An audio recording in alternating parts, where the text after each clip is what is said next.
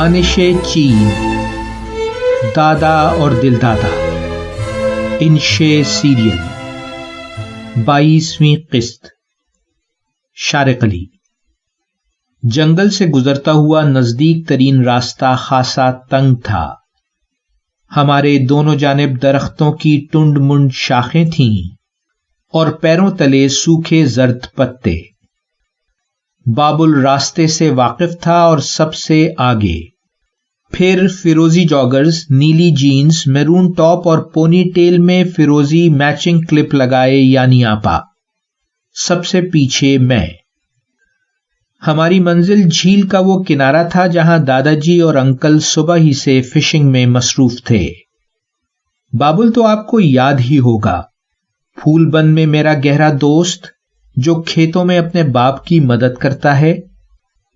پھول بند پہنچنے پر یعنی آپا کی بابل سے فوری دوستی مجھے اچھی لگی تھی، پھر بھی جب وہ اسے مجھ سے تیز تیرنے یا درختوں پر تیزی سے چڑھ جانے پر تعریفی نظروں سے دیکھتی ہیں تو مجھے سینے پر بوجھ سا محسوس ہوتا ہے۔ جنگلی راستہ کشادہ ہوا تو ہم ساتھ ساتھ چلنے لگے۔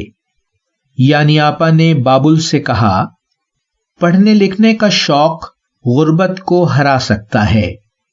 551 قبل مسیح میں چین میں پیدا ہو کر 3 سال کی عمر میں یتیم ہو جانے والے غریب کنفیوشس کی کہانی اس کی بہترین مثال ہے۔ ان دنوں باقاعدہ تعلیم صرف امیروں کو میسر تھی۔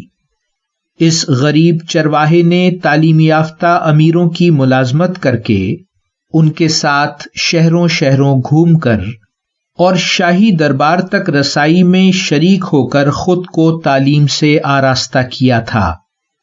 وہ پہلے منشی بنا اور پھر ممتاز عالم۔ 23 سال کی عمر میں اس نے استاد کی حیثیت سے تعلیم دینا شروع کی۔ پھر وہ شہر کا قاضی مقرر ہوا۔ جرائم کم ہوئے تو اسے قدیم چین کے صوبے لو کا وزیر انصاف بنا دیا گیا، اور یوں پورے صوبے میں اخلاقی قدروں اور قانون کی بالادستی قائم ہوئی۔ 56 سال کی عمر میں اپنے شاگردوں کے ساتھ وہ تعلیم دینے دور دراز علاقوں کے سفر پر روانہ ہوا۔ چین کی ثقافت پر اس کے اثرات 200 قبل مسیح سے لے کر 1911 صدی عیسوی تک بہت گہرے ہیں۔ ہم جھیل کے کنارے پہنچے تو دادا جی بھی فشنگ راڈ زمین پر گاڑ کر ہمارے پاس گھاس پر آ بیٹھے اور بولے، کنفیوشس نے کوئی تحریر نہیں چھوڑی، لیکن اس کے شاگردوں نے اس کی تعلیمات اینالیٹکس کی صورت میں 400 قبل مسیحی میں محفوظ کر لی تھی۔ اس نے کبھی مذہبی رہنما ہونے کا دعویٰ نہیں کیا، نہ ہی اس کی تعلیمات کوئی مذہب ہیں۔ وہ باعزت اور پروقار انسانی رویے کو باکردار معاشرے کی بنیاد قرار دیتا ہے۔ وہ کہتا ہے کہ حکمرانوں پر لازم ہے کہ وہ عوام کے لیے دیانتداری، قانون کی پابندی، امن پسندی اور دانشمندی کی مثال بن کر بہتر معاشرے کی تشکیل کریں۔ وہ نظم و ضبط اور اخلاقی اصولوں پر سختی سے کاربند ہونا ضروری سمجھتا ہے، چاہے لوگ ہمیں احمق ہی کیوں نہ سمجھیں۔ موجودہ دنیا کی سیاست، نظام حکومت، مذہب اور ثقافت میں کنفیوشس کی تعلیمات کا کچھ نہ کچھ اثر ضرور دکھائی دیتا ہے۔ اس کا سنہری اصول یہ تھا کہ وہی حسن سلوک اختیار کرو جس کی تمہیں توقع ہے۔